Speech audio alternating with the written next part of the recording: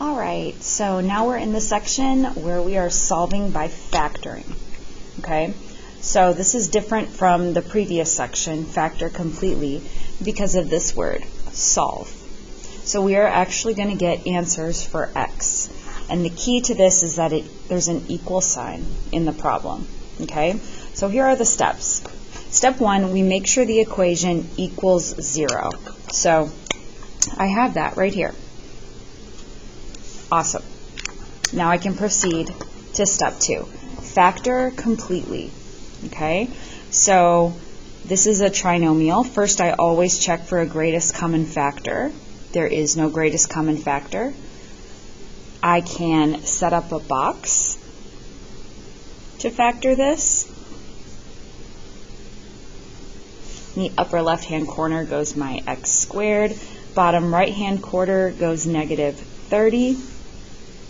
Now to fill out these two boxes that contain x, I multiply my a times my c, but my a is just 1, so I'm really looking at 1 times negative 30.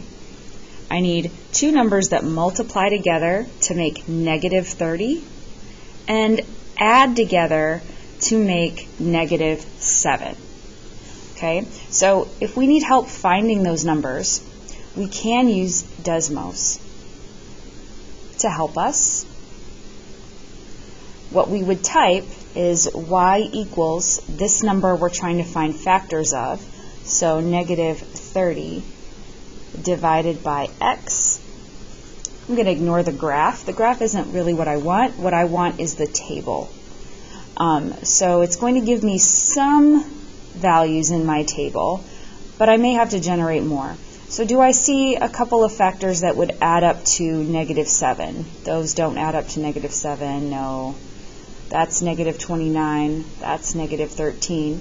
So what I can do is I can click in my last x value and I can just hit enter and it'll generate more. And I can look, and I'm ignoring all of the decimals. But I notice 3 and negative 10, those will add up to negative 7. So 3 and negative 10, those are the two numbers I need. So one of these boxes is a 3x, the other one is a negative 10x. Does not matter which is which. And now I just have to figure out my dimensions. So I know this is x and x times what makes 3x? Positive 3. What times x makes negative 10x? Negative 10. So I know that my factors are x minus 10 times x plus 3. And I cannot forget that this equals 0. That's important, because now I can use the zero product property. I'm going to set each factor equal to 0. So for this product to equal 0, either x minus 10 must equal 0, or x plus 3 must equal 0. And once I do that, step 4, solve.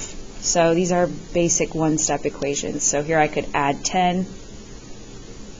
So this one is x equals 10. This one I would subtract 3. X is negative 3. And I can put that in a solution set.